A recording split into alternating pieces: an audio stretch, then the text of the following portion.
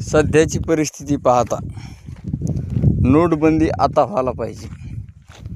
जसं की बँकेत आता सध्या कोण्याही बँकेत जा 10,000च्या वरी कॅश देत नाहीत. जसं की आमच्या इकडं मध्यवर्ती इंडिया, पोस्ट ऑफिस आणि प्रायव्हेट पतसंस्था.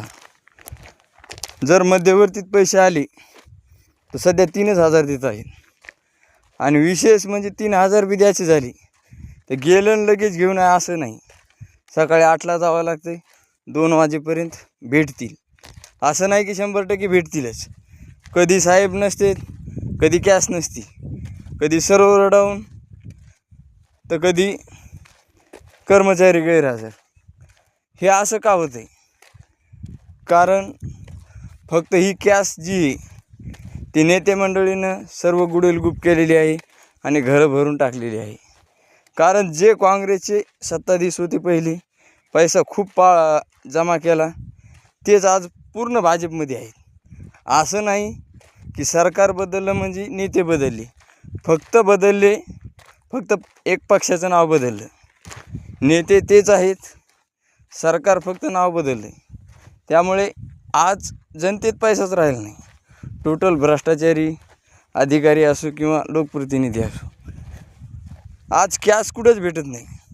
असं मागं 5 राज्याचे इलेक्शन होते, त्यावेळेस काहीचं म्हणणं होतं तिकडं पैसा गेला.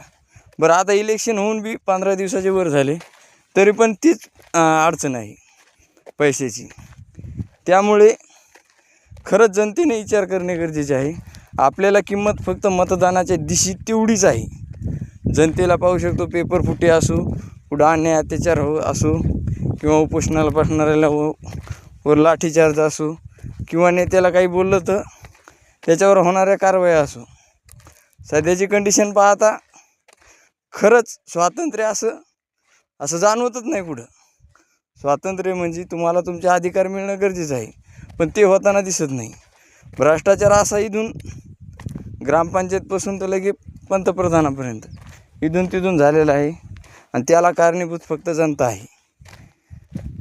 जसं की मतदानाला असा कोणताच माणूस नाही की त्याच्यापर्यंत पैसे पोहोचले नाही. आता काही असतील न घेणारे, ते फक्त 5 ते 10% आहेत.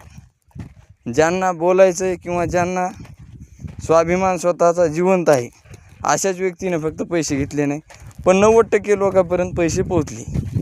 त्यामुळे खरंच मतदानाच्या वेळेसच विचार करणे गरजेचे आहे, नाहीतर भविष्य खूप अवघड आहे.